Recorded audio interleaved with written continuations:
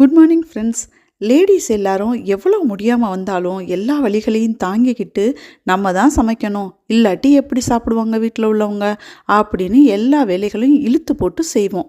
தேவையே இல்லைன்னு தோணுது. நாளைக்கு நம்ம இல்லாட்டி ஒரு புள்ள கூட பட்டினி கிடக்காது.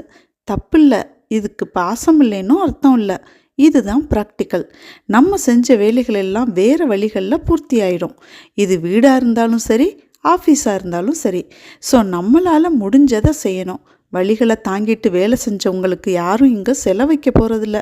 வீட்டில் நம்ம இல்லாட்டி எப்படி வேலை நடக்கும்னு யோசித்து அந்த வசதிகளை இப்போ நம்ம இருக்கும்போது செஞ்சுக்கிட்டா நம்மளும் கொஞ்சம் ஃப்ரீயாக இருக்கலாம் பாருங்கள் வாழ்க்கையில்.